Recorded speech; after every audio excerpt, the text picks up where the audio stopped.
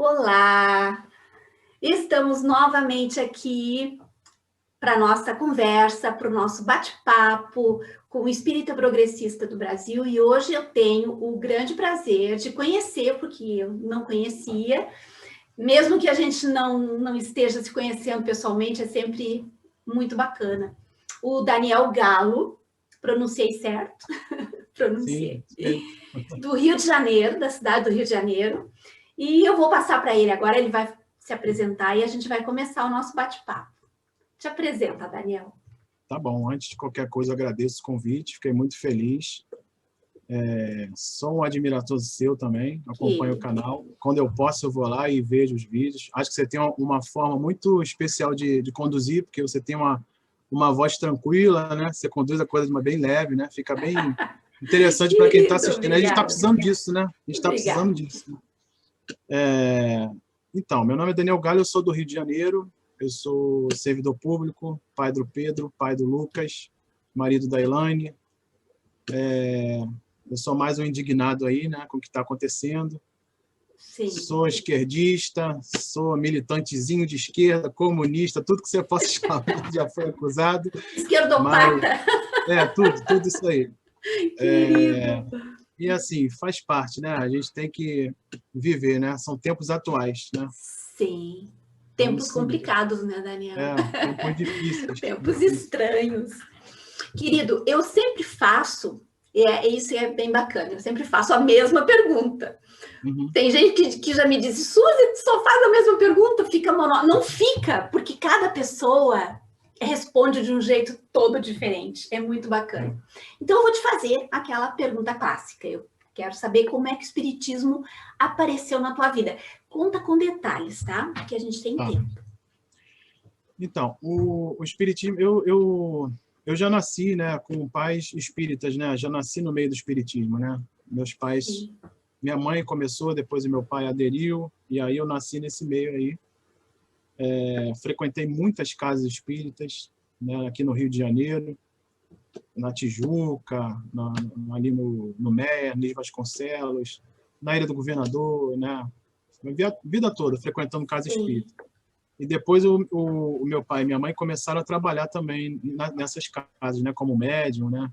Meu pai chegou a ser palestrante, né? E aí, aos meus 17 anos, meu pai chegou até a abrir uma casa espírita, né? Então, assim, foi a vida toda. Foi a vida toda. Bacana essa.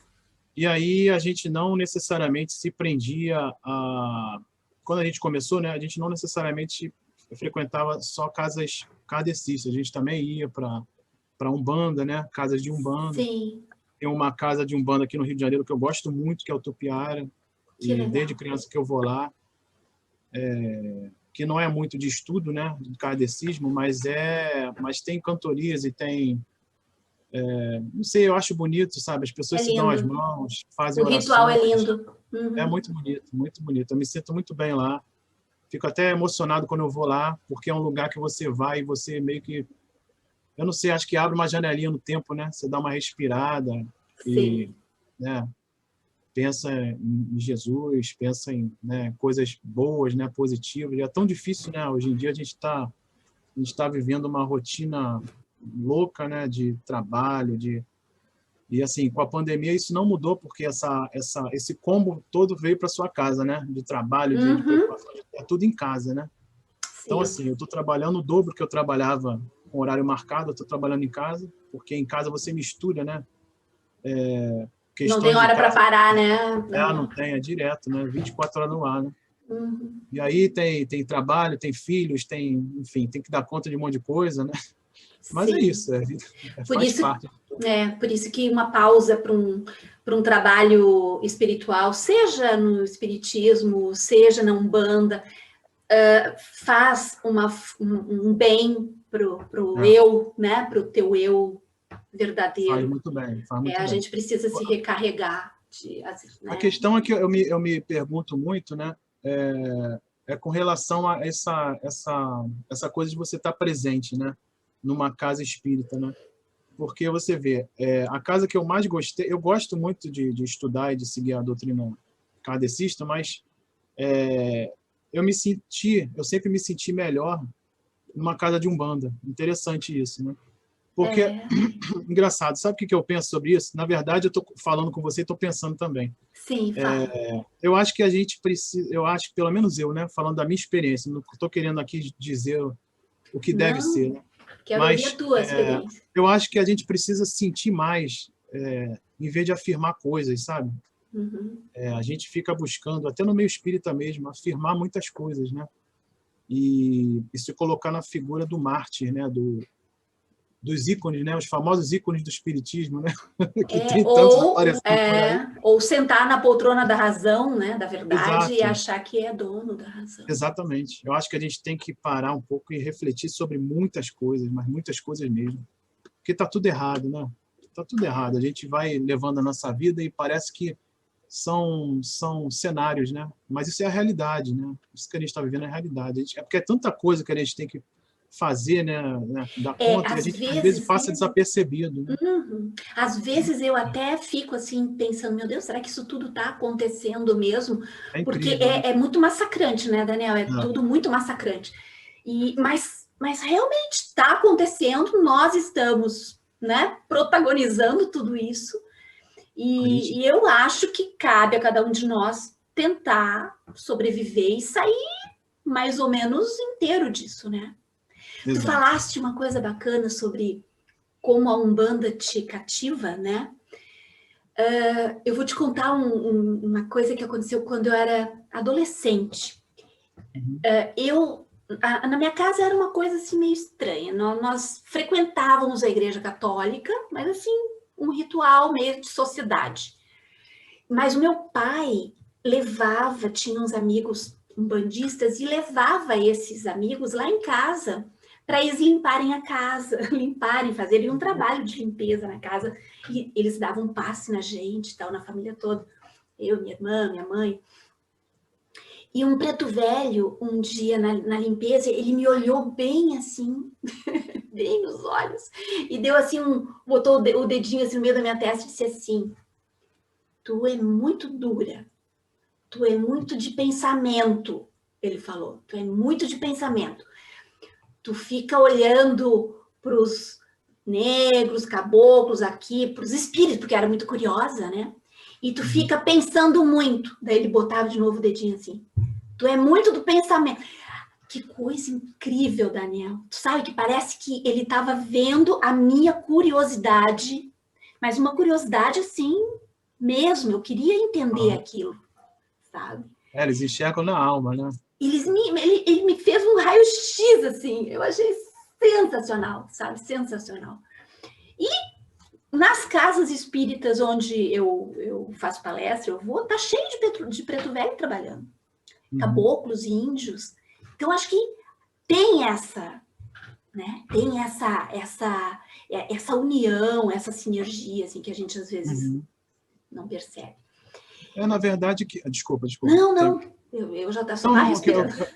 Essa questão que eu estou colocando de você, eu não sei, talvez seja isso que me atraiu mais nessa casa de Umbanda, né? Que eu gosto tanto aqui no Rio.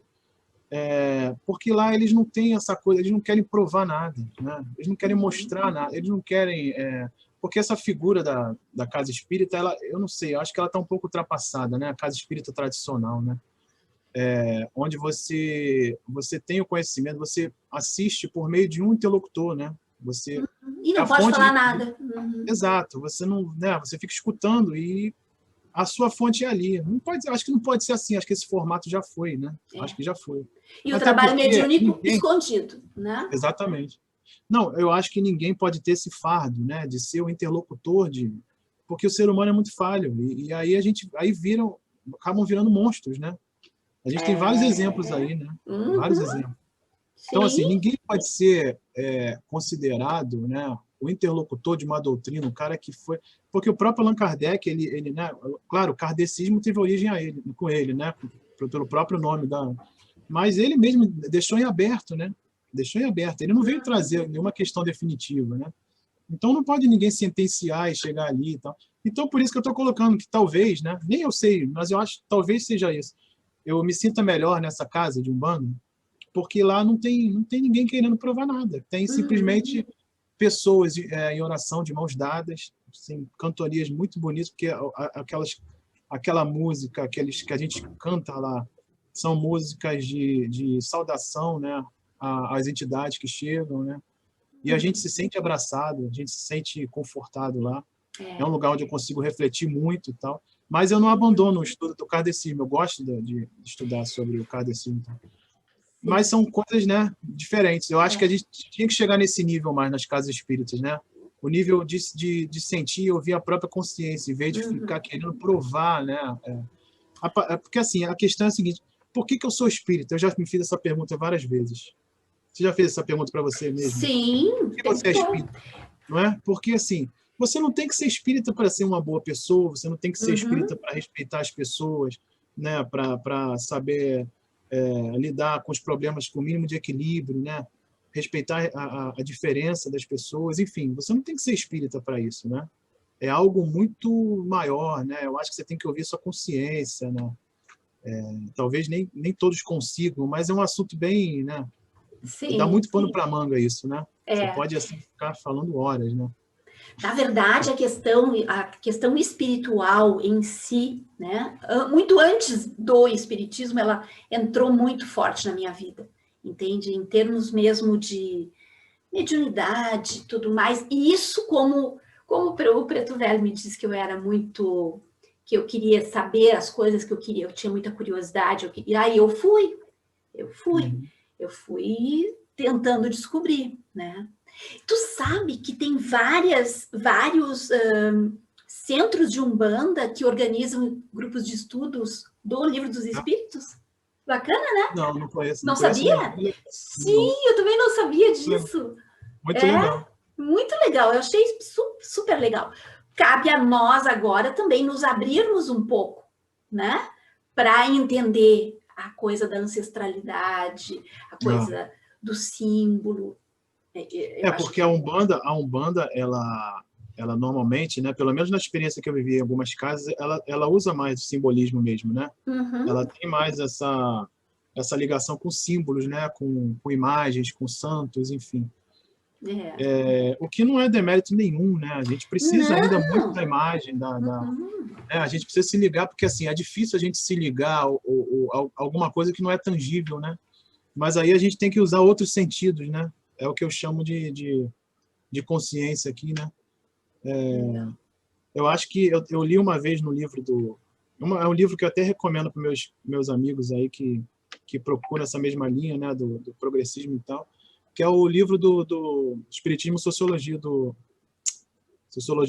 Socialismo, né? Do Leon Denis. Porque ele fala isso, né? De você saber ouvir sua própria consciência, né? E a consciência não é algo que alguém te deu, né? A consciência está embutida dentro de cada um de nós, né? Então, assim, às vezes as pessoas... Exato, a pessoa não para ouvir de repente, né? Questionar, vai fazendo as coisas sem pensar, né? Fala alguma palavra ou comete alguma ação que ofende a outra e não pensa, né? Escuta outros sentidos, né? Que é, né, às vezes da raiva, da revolta e tal, mas não escuta a consciência, né? Depois, muitas, assim, é aquela coisa que faz a gente ficar depois, poxa, caramba, devia ter me segurado, devia ter me... Mas é porque só vai ouvir depois, né? Passou da hora, né? Passou do tempo. E eu tô falando isso para você porque, assim, eu tô pensando junto, entende? Eu também. Sim. É uma coisa que todos nós temos isso com a gente, né? Todos nós. Isso não quer dizer que eu ouço 100% a minha consciência sempre, né? A gente tem o tempo todo que ficar renovando, né? Sim, ficar um pouco mais conectado. Exato. Isso, exatamente. Porque também, Daniel, os tempos, como a gente está falando, os tempos estão tão difíceis, os tempos, esse momento que nós estamos vivendo, falando aqui do nosso Brasil, né? O mundo também vive um momento complicado, mas nós, em particular, que desconecta, a gente se desconecta de tudo, a gente fica tão assim, meu Deus do céu. Anestesiado. Um misto de perplexidade e tudo que a gente fica desconectado. É muito absurdo o que está acontecendo, né? São coisas absurdas, assim. São, assim, é uma quantidade imensa de pessoas assim, que não estão aparecendo agora, né? A gente é que está enxergando, né? A gente que está enxergando agora, né? E de 2018 para cá, de 2018 para 2019, né? Eu acho que foi uma loucura. Assim, muitas coisas mudaram. Eu estou desconstruindo muitas ideias que eu tinha e continuo até hoje, né? Uhum. Assim, acabei ressignificando muita coisa. Assim, foi uma loucura, né? Foi uma loucura, porque parece que abriram um portal, né? E saíram várias pessoas. Parece. Nossa, é impressionante, é impressionante. Não tenho que, assim, pessoas que eu sempre tive um grande carinho, né? Conhecidos, tios, os famosos tiozões, né? Toda família tem os seus. E aí você descobre que eles têm um pensamento completamente sombrio, né? Uma posição completamente obscura mesmo, né? Você pensa assim, caramba, cara, o que está acontecendo, né? É um choque, né? É um choque. E você tem que segurar, você tem que se manter equilibrado, né? Porque isso meio que te entorta um pouquinho, né? Você fica assim, caramba, o mundo caiu, né? Todo mundo ao seu redor, você vê. Eu tenho vários colegas de centro espírita que eu perdi o contato, assim. Eu tenho menor... Sim. Assim, desses colegas todos, eu mantenho contato com 3 ou 4, né? Que eu acho que seguem uma linha mais, né? De esclarecido um pouquinho do que está acontecendo sobre a realidade. E interessante que nesse meio do caminho ficaram alguns que vale a pena a gente conversar ainda, né? Vale a pena, porque com o fascismo você não tem diálogo, né? Não tem como você dialogar com o fascista, né? Agora, no meio do caminho, não tem como. Não tem como. Você tenta, eu já tentei, nunca deu certo. Se alguém conseguir, me avisa, porque eu nunca consegui. Agora, existem pessoas perdidas também no meio do caminho ali, que não sabem o que está acontecendo. Você vê que é por pura ignorância mesmo, né? Agora, tem pessoas que defendem o que está acontecendo aí, defendem essa política genocida, né? Defende tudo. Essas ações de... É inacreditável, né? Inacreditável. Incompatível com o espiritismo, né? É incompatível você pregar uma doutrina, né? E defender esse tipo de política. Realmente incompatível. Não tem a menor... Você, por exemplo, você não é só a figura do presidente, né? Só a figura... Parece que ele escolheu os piores representantes para cada ministério, né? Você vê eu falo em relação à humanidade mesmo, que é o básico, né? Do ser humano, não é nem para um governador de estado, um chefe de estado, é para um ser humano. O mínimo de humanidade. Você vê, por exemplo, uma declaração de uma ministra da Agricultura, né? Dizendo que o brasileiro não passa fome porque, como é que ela falou? Que tem muita manga. Né? Pode comer manga na rua. Uma coisa assim, né? Meu Deus do céu, né? Isso foi só uma frase. Você imagina todo... Nossa, não dá nem para imaginar. Não, é inacreditável. Você bota uma pessoa que tá... Será que essa pessoa se disporia a ficar, por exemplo, um mês presa num quintal do lado de uma mangueira? Será que ela se disporia a fazer isso? Né? De repente ela... Não, vamos fazer o teste, se dá para viver assim bem, né? Vamos ficar bem, né? Vamos fazer esse teste. Já que você sugeriu, né? Vamos fazer esse teste. Fica no quintal do lado de uma mangueira e vê se você consegue ser feliz assim, né? De repente. Não, pelo amor de Deus. E a minha cidade não tem mangueira nenhuma na rua. É inacreditável. Não, ainda tem isso. Eles mostram um desconectado da realidade. Não, total. Desconhecimento total. Olha, é muito Então, assim, a gente está vivendo uma fase muito difícil, né? Muito complicada. Realmente não é à toa que está aumentando o número de pessoas com depressão, né? Pessoas que não... Sim. As pessoas assim, querem ver alguma perspectiva de melhora, liga a televisão e assiste esse tipo de coisa, né? Então, realmente a gente não tem chance nenhuma. Vendo uma coisa dessa, não tem chance nenhuma de melhorar, né? De se animar com alguma coisa. Né? Sim. E nós, espíritas, temos que ficar muito alertas, porque aumentou demais o número de suicídios e de tentativas e de potenciais suicidas. Então, o nosso trabalho, ele é um trabalho tá muito pesado, sabe, na verdade. Então, a gente precisa estar equilibrado e estar buscando de alguma forma, né, o equilíbrio interior para a gente conseguir ajudar, porque a coisa realmente está muito pesada. Por isso que eu te digo, ir onde a gente se sente bem, para exercitar esse nosso lado espiritual, é fundamental. É fundamental. Né? A gente não pode ficar se violentando e ir num lugar onde a gente não está mais se sentindo bem. não consegue, não tem mais sintonia. Aí não tem como, né, Daniel? Não dá. Agora me conta, Daniel, como é que tu ficou sabendo, como é que foi que essa coisa do movimento de espíritas progressistas chegou até o teu conhecimento? Como é que foi isso? Conta para mim. Conta pra gente. Então, esse movimento é interessante porque eu fui, como eu te coloquei aqui, né? Eu fui mais um indignado aí nessa história de 2018 para 2019, né? Que a gente começou a assistir isso tudo acontecendo, né? Essa onda de reacionarismo, né? E aí eu pensei, bom, eu conversava, eu tinha essas ideias, né? De criar um site, alguma coisa parecida, né? Que pudesse informar as pessoas, mas como um movimento simples, assim, nada de querer, né, revolucionar. Não, vou fazer porque assim, eu comecei a ver muitas notícias correndo nas redes sociais, né, mentirosas, né, notícias mentirosas, alarmantes, né, cada uma pior do que a outra, né, e em paralelo a isso, essa onda né, de racionalismo e tal. Então eu pensei, bom, eu trabalho com comunicação, né, eu sou um comunicador, né, então eu vou fazer o seguinte, eu vou abrir uma página, Facebook mesmo, um grupo de discussões, né, onde as pessoas possam conversar e postar algumas informações verídicas e progressistas, né, informações verdadeiras, né, que as pessoas pudessem se... e comecei, eu abri uma página, né, no Facebook com esse nome, Espiritismo Progressista, né. Eu abri a página com esse nome, mas sem pretensão nenhuma, assim.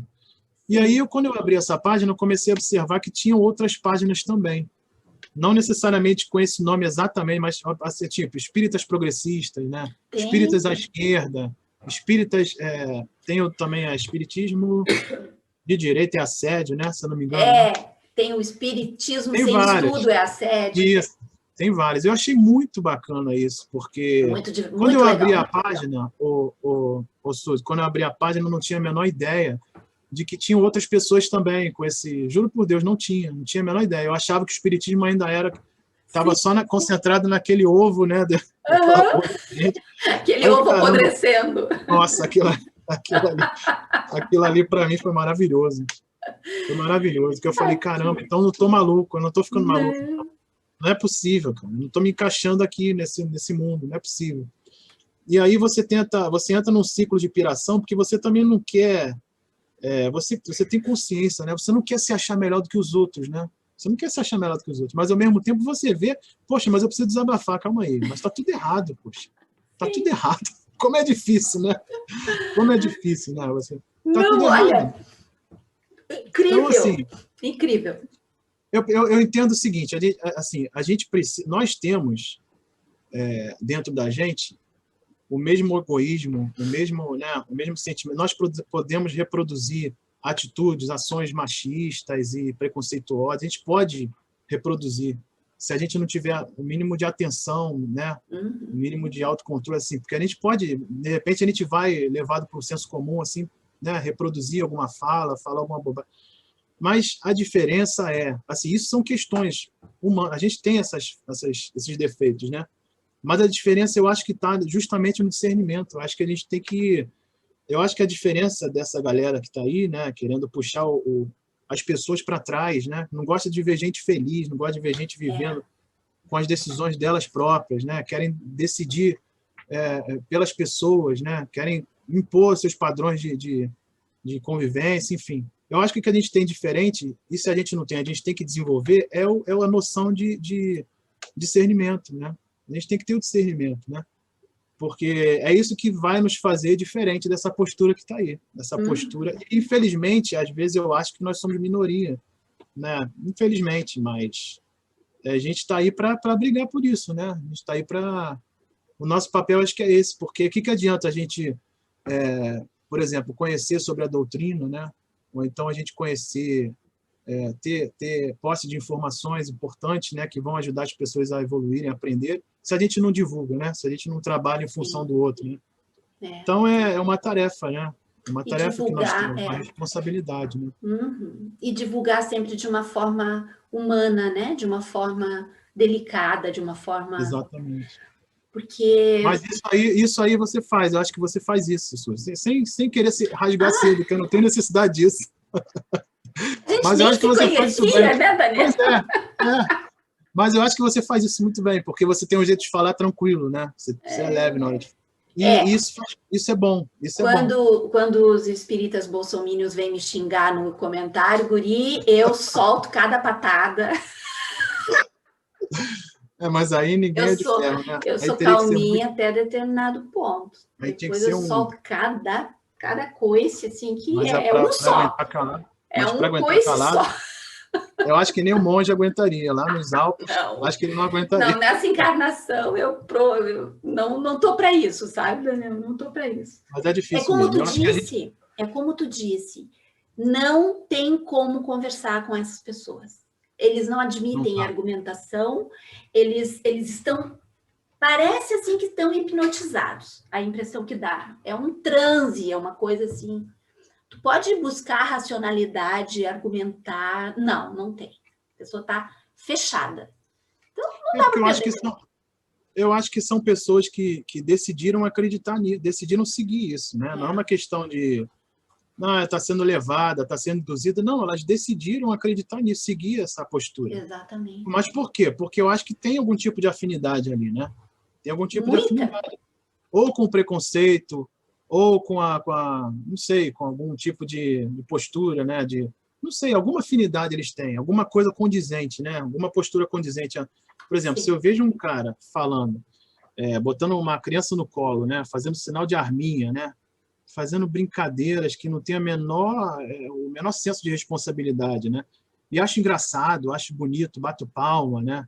Chamo de mito, meu Deus do céu, então alguma coisa está muito errada. Ou alguma coisa, e não está errada só com o presidente, né? Está errado com quem se sente representado por ele, né? Porque o problema é esse, né? A quantidade de pessoas que se sentem representadas por esse tipo de postura aí, né? É muita gente, né? Nossa. Muita gente mesmo. Isso é que é assustador, né? Então, eu acho que as pessoas que têm o mínimo discernimento, é um momento que a gente está vivendo, que essas pessoas, enquanto elas ficarem escondidas, a gente vai continuar vivendo, né? Essas pessoas têm que aparecer, né? Eu tenho certeza que tem muita gente boa, mas gente que não tem coragem mesmo de... Porque dá para entender a falta de coragem. Opa, pulou um pouquinho. Dá para entender esse medo, né? De aparecer, né? Porque a gente está vivendo um momento violento, né? Sim. Onde não se colocam contra o INDES, mas contra as pessoas, né? Que pensam diferente. Exato. Que são... Exatamente. Então, assim, é um momento de violência, né? Um momento difícil. Mas a gente tem que pedir a Deus aí que nos dê coragem, né? Nos dê sabedoria para enfrentar isso aí. E eu acho que a única forma de combater isso que a gente está vivendo hoje é através do diálogo, do estudo, né? Da educação. Porque... Tentar tocar, né? Tocar os corações. Tocar essas pessoas, essas que eu digo para você, essas que eu comentei aqui um pouquinho antes, essas pessoas que ficam no meio do caminho, né? Porque tem muita gente que ainda está numa outra órbita, assim, não está ainda ligada no que está acontecendo. Né? E não necessariamente defendem ou não, apoiam ou não esse governo que está aí, mas simplesmente não ligam ou estão alheias, né? Porque também, Suzy, a gente tem uma situação, eu imagino também que você tenha, que nós somos privilegiados ainda, né? Sim. Nós somos privilegiados, mas imagina, a gente que tem nossos privilégios, né? Nós temos pouco tempo, às vezes, né? Uma correria doida para dar conta de tudo. Imagina uma pessoa que tem que sair de casa cedo, né? E voltar tarde da noite. Como é que ela vai pensar? Ela vai querer saber de botar comida na mesa, né? Ela não quer saber de como é que está indo o governo, como é que está a economia, como é que está, entendeu? Então, como chegar nessas pessoas, né? Como chegar nessas pessoas? A gente tem que adquirir... Eles chegaram de alguma forma, né? Nós vamos ter que tentar chegar de uma forma diferente, porque nós não podemos usar as mesmas armas que essas pessoas usaram, né? A questão é que a forma como eles chegaram, eles conseguiram chegar por uma forma que é a forma mais fácil, porque é quando você usa as paixões, né? Você trabalha com as paixões, ou com ódio, exato. As paixões extremas, né? Você trabalha com ódio mesmo, com ódio de classe, inclusive, que é escondido, né? Que eles escondem esse ódio de classe, né? mas eles trabalham com ódio, que é o ódio coletivo, é o ódio da revolta coletiva, né? De você ver, tá vendo o partido tal, fulano de tal, quebrou o país, ou fez determinado... Né, aí as pessoas já, isso mesmo, não sei o quê, porque as pessoas que estão ressentidas, né, com algum tipo de dificuldade que elas tiveram, já atribuem logo aquele momento do país e pronto. Entendeu? Então, assim, são fortemente induzidas a pensar dessa forma, como esses representantes pensam, né? Como essas pessoas que conduzem pensam. Então, isso é um problema sério, né? Nossa, a gente tem que ter um trabalho muito sério. Muito sério, muito trabalho sério. de chegar nessas pessoas, né? Nessas bases aí, e conversar, né? Dialogar com as pessoas. Isso nós vamos ter que tentar fazer enquanto espíritas, porque nós vamos ter que reconstruir mesmo a base do movimento espírita, né? Que ficou dominado, absolutamente dominado pelo bolsonarismo, né? E como cidadãos, nós vamos ter que tentar falar com as pessoas para tentar reconstruir o país, né? Porque, meu Deus, nós temos filhos, eu tenho netos, nós queremos ver um país, né? Um país sendo reconstruído. Eu acho que isso todos nós. A gente sabe que estamos aqui de passagem, mas nós poderemos voltar e os que ficarem, e os que vierem depois de nós, a gente precisa pensar nisso, né, Daniel? Acho que esse é o a caminho. Gente tem que ter. Eu que tenho 2 filhos pequenos, né? Isso aí é uma coisa que me preocupa muito. Inclusive, eu tenho que ter um alto equilíbrio absurdo, assim, para poder não enlouquecer às vezes. A gente fica muito preocupado mesmo. Fica tranquilo. A gente vê que a situação tá, né? Tá. Mas eu não sou, Suzy, o que me motiva é ter forças ainda para, né, para lutar, para conversar, dialogar, conversar com as pessoas, né? Já foi muito pior, entende? Eu sou muito otimista. O país já passou por muita coisa, né? Mas a gente não merecia ter chegado nesse buraco de novo, né? Não merecia. Sinceramente, não merecia. Tava ficando tudo tão assim arrumadinho e podia ter um futuro tão bonito, né? Mas enfim, né, Daniel? Você vê, eu trabalho numa universidade, né? Eu não estou indo mais presencialmente, estou trabalhando em casa, né? Sim. Uma universidade federal aqui do Rio de Janeiro. Você vê, eu via pessoas, eu vejo ainda, né? Pessoas pobres, né? Conseguindo estudar, isso é maravilhoso, né? Lindo, a gente vê pessoas assim felizes, né? Você vai numa faculdade de letras, por exemplo, as pessoas felizes de estar ali, sabe? De estarem ali. Coisa linda isso. Intervalo das aulas, as pessoas brincando, né? No gramado, assim, conversando. Pessoas na biblioteca cheia, pessoas conversando. Quer dizer, é muito bonito. A universidade pública é uma coisa muito bonita, né? Muito bonita. E você vê que é um governo que completamente alheio, né, ao que está acontecendo. Completamente, se puder desmontar, desmonta mesmo, né? Se puder destruir, destrói. Exatamente. Existem, eu acho que pessoas sombrias assim com essa coisa da morte, da destruição que paira em volta delas e infelizmente essas pessoas estão aí agora no poder. Mas nada é para sempre, né? Muitos líderes com essa mesma sombra em volta subiram e desceram e caíram. Então, acho que a gente tem que continuar acreditando e tendo essa esperança. Para a gente encerrar esse nosso papo, que eu adorei, viu? Se deixasse, o negócio ia longe. Para a gente encerrar essa nossa conversa, eu quero que tu deixe agora uma mensagem bonita, uma mensagem de amor, porque eu acho que é isso. É a gente tirar de onde a gente pensa que não tem mais aquela esperança e compartilhar, né, com quem não tem nenhuma esperança. Vamos lá, deixa o teu recadinho. Uma mensagem que eu vou dar é uma mensagem que eu não tenho, acho que eu não tenho condição hoje de dar uma mensagem de otimismo, então eu vou reproduzi-la, né, que é uma mensagem essa ideia que eu passei, até acho que eu comentei durante nosso bate-papo, de Leon Denis, né, de saber ouvir melhor a nossa própria consciência, né? Eu acho que o homem que consegue escutar a sua própria consciência, né, ele precisa parar, não é uma coisa fácil, né? Não estou dizendo que é uma coisa simples, mas ele tem que parar, pensar, né, no que ele está fazendo, refletir sobre as suas próprias ações. Eu acho que a nossa consciência é algo nos dado por Deus, né, para guiar a nossa vida. Eu acho que é o que cada um deveria fazer. E eu me incluo entre esses, né? A gente tem que se policiar constantemente, né? Sobre os nossos próprios atos e o efeito deles, né? É isso. E é isso. É isso, Daniel. Eu vou seguir tendo forças aí com otimismo, né?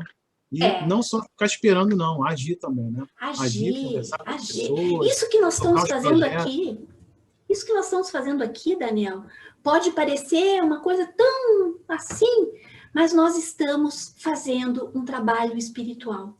Nós estamos falando de espiritualidade. Então, de alguma forma, nós vamos tocar espiritualmente as pessoas. Então, acho que é isso. Eu acredito nisso também. As pequenas coisas que a gente fizer, se a gente fizer realmente com muito amor, com muita vontade, sinceridade, são trabalhos espirituais que a gente está fazendo. O teu trabalho na universidade, isso que tu contou ali, de tu ver aquela alegria daquelas pessoas, que coisa mais linda isso, sabe? Bonito, isso é um trabalho espiritual, quando tu tá numa sala, quando tu tá com pessoas, quando tu tá falando com alunos, tu pode passar essa... E sem fazer doutrinação nenhuma, mas tu tá ali, né? Basta que tu esteja inteiro. E agora fica bem tranquilo que eu tô sendo muito otimista. Sinceramente, eu tô num momento... Eu já tive sentadinha no fundo do poço. Mas eu agora tô muito otimista. Eu acho que a gente está no momento agora de se juntar, respirar fundo, né? Porque nós vamos ter muito trabalho pela frente. Reconstrução. Fica com Deus. Um grande abraço. Muito obrigado. Obrigado, Cícero. Foi um prazer. Um beijo. Tudo de bom, tá? Um abração. Tchau, tchau. Tchau, tchau.